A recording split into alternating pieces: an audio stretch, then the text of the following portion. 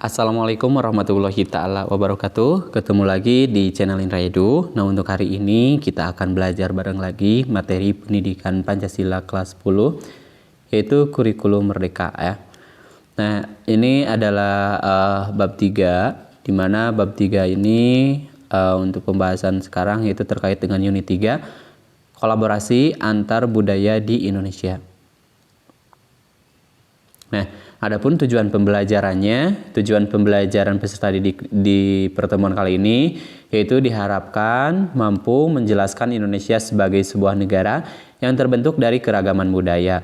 Melalui pembelajaran di unit 3 ini, peserta didik juga diharapkan mampu mengidentifikasi pentingnya melakukan kolaborasi budaya yang ada di Indonesia. Jadi tujuan pembelajaran di sini itu ada dua. Yang pertama itu diharapkan mampu menjelaskan, dan yang kedua diharapkan mampu mengidentifikasi. Itu tujuan pembelajaran dalam pertemuan kali ini.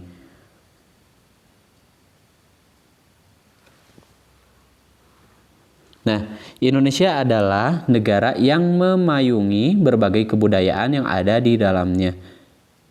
Nah, kebinekaan budaya difasilitasi dan juga harus dimajukan. Tak hanya itu, Indonesia juga memfasilitasi segala macam ragam kebudayaan yang berkolaborasi dari Sabang sampai Merauke. Kebudayaan Indonesia adalah kebudayaan dari Aceh hingga Papua.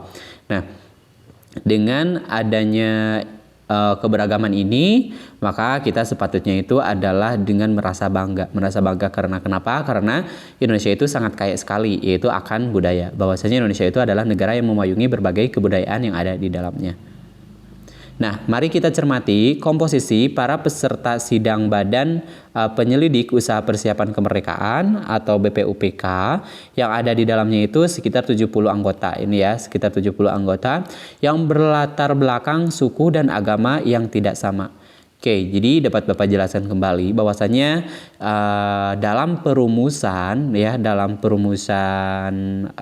Pancasila atau undang-undang yaitu pada sidang BPUPK yaitu persiapan Badan Penyelidik Usaha Persiapan Kemerdekaan ini atau BPUPK ini, yaitu terdapat latar belakang dari semua anggota yang ada 70 orang ini itu adalah dengan suku dan juga agama yang tidak sama.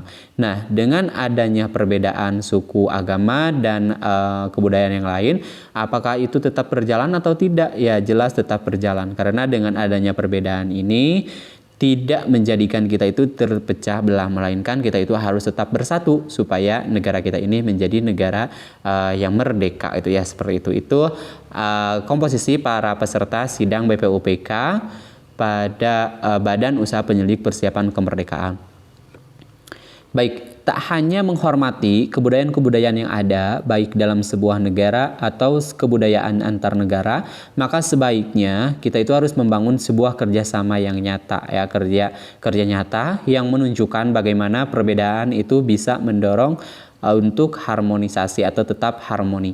Kolaborasi antar budaya bisa menjadi agenda berikutnya. Jadi dengan adanya kebudayaan yang berbeda ini, kita harus bisa menghormati. Jadi selain menghormati yang ada, kita itu harus sebaiknya membangun apa? Membangun sebuah kerjasama meskipun berbeda latar belakang gitu ya, dan mendorong supaya negara kita itu menjadi tetap harmoni atau kolaborasi antar budaya bisa menjadi agenda berikutnya. Nah, yang selanjutnya yaitu semangat kolaboratif. Nah, dengan semangat kolaboratif, maka jati diri yang berbeda itu bisa bergandengan tangan menciptakan prakarya kebudayaan. Karena bersifat kolaboratif atau bekerja bersama-sama, maka identitas yang diturut di dalamnya itu tidak kehilangan jati dirinya. Persis seperti gambaran tentang jati diri bangsa Indonesia yang berasal dari keragaman identitas yang masih sangat terjaga. Meski dalam satu waktu ada identitas yang secara bersama-sama disepakati sebagai identitas nasional. Oke.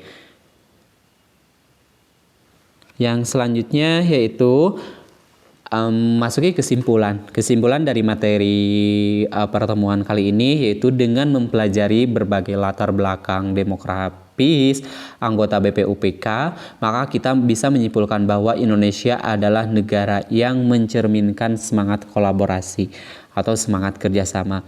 Anggota BPUPK yang berasal dari agama dan suku yang berbeda mereka itu bersepakat untuk membentuk identitas nasional, ya, untuk membentuk identitas nasional seperti dasar negara, terus juga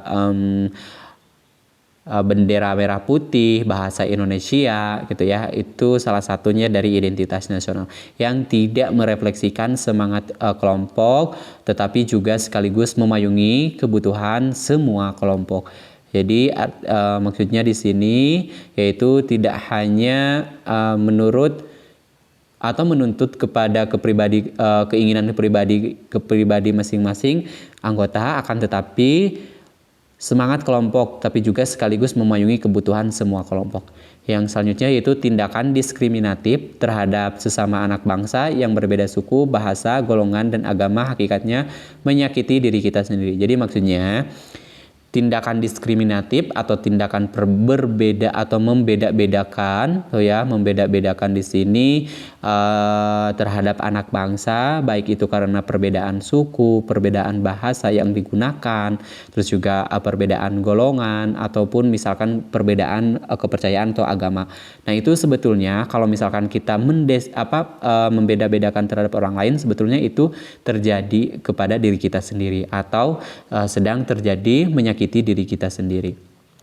Baik, untuk pertemuan kali ini dicukupkan sampai di sini. Sampai jumpa di pembahasan selanjutnya. Bapak akhiri. Assalamualaikum warahmatullahi taala wabarakatuh.